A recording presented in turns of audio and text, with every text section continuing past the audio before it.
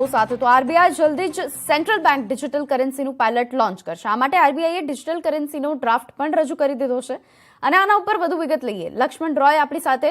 लक्ष्मण, क्या तैयारी है आरबीआई की? ड्राफ्ट रजू करने वाली है।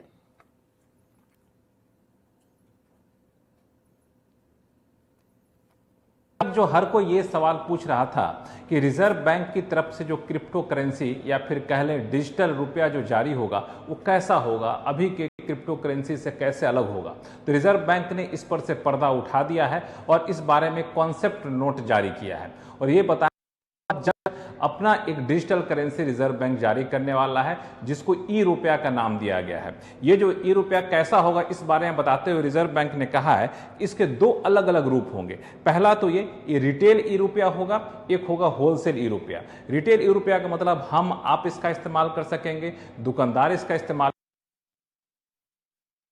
जो होलसेल रुपया होगा उसका दरअसल जो इस्तेमाल किया जाएगा वो चुनिंदा फाइनेंशियल संस्थान जो होंगे, फाइनेंशियल इंस्टीट्यूशंस होंगे, वो इस होलसेल रुपया का इस्तेमाल करेंगे। अब आप पूछेंगे रुपया होगा कैसा, तो उन्होंने साफ तौर से कहा है कि रुपया दो तरीके का होगा। एक टोकन के तौर पर होगा ई रुपया और दूसरा अकाउंटिंग के मकसद से होगा। टोकन तो हम आप लेन देन कर सकेंगे, अकाउंटिंग मकसद से होगा कि सिर्फ अकाउंट बुक पर दिखता रहेगा। इसके दो मॉडल होंगे। तो अधिकार सिर्फ और सिर्फ रिजर्व बैंक का होगा, लेकिन दो मॉडल इस मायने में होगा कि एक डिजिटल रुपया ई रुपया रिजर्व बैंक जारी करेगा और एक जिसको डायरेक्ट मॉडल कहा गया है, और एक ई रुपया ऐसा होगा जिसमें रिजर्व बैंक और बैंक दोनों की भागीदारी होगी, इसको इनडायरेक्ट मॉडल कहा गया। तो इन सारे स्वरूप के साथ बहुत जल्द रिजर्व बैंक ये डिजिटल करेंसी जारी करने जा रहा है और ये पूरी तरह से सुरक्षित होगा और लेन देन को और ज्यादा आसान और सस्ता बनाएगा।